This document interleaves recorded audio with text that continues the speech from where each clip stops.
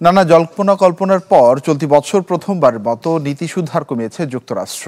মার্কিন দুর্বল শ্রমবাজার, বেকারত্ব বৃদ্ধি এবং চাকরি তৈরির হার কমে যাওয়ায় এই সিদ্ধান্ত নিয়েছে ফেডারেল রিজার্ভ।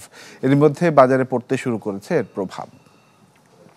কি বুঝলেন ভাই? অনলি যেটাই চাই। করোনা মহামারীর ধাক্কা আর রাশিয়া ইউক্রেন যুদ্ধের প্রভাবে বিশ্বজুড়ে মূল্যস্ফীতি বাড়ে কয়েক গুণ, যা মোকাবেলায় ফেডারেল রিজার্ভ কয়েক দফায় নীতি সুদ হার বাড়ানোর পর দাঁড়ায় কয়েক দশকের সর্বোচ্চ 5.25 থেকে 5.5%। এরপর কিছুটা কমানো হলেও করোনা পূর্ববর্তী অবস্থায় ফেরেনি এই হার। টানা 8 মাসের দীর্ঘ প্রতীক্ষার পর অবশেষে নীতি সুদ হার কমিয়েছে যুক্তরাষ্ট্রের কেন্দ্রীয় ব্যাংক ফেডারেল রিজার্ভ।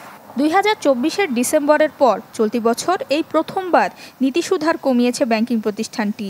এই সুদ হার 5% থেকে 2.5 বেসিস পয়েন্ট কমিয়ে 4 থেকে 4.25% নামিয়ে আনা হয়েছে।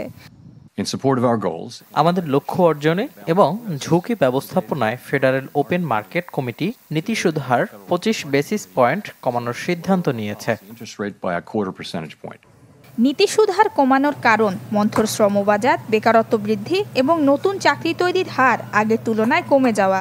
সর্বশেষ আগস্ট মাসের তথ্য অনুযায়ী যুক্তরাষ্ট্রের বেকারত্বের হার পৌঁছেছে 4.3%। বেকারের সংখ্যা পৌঁছেছে প্রায় 2 মিলিয়নে, যা বাড়িয়েছে ফেডারেল রিজার্ভের নীতি নির্ধারকদের উদ্বেগ।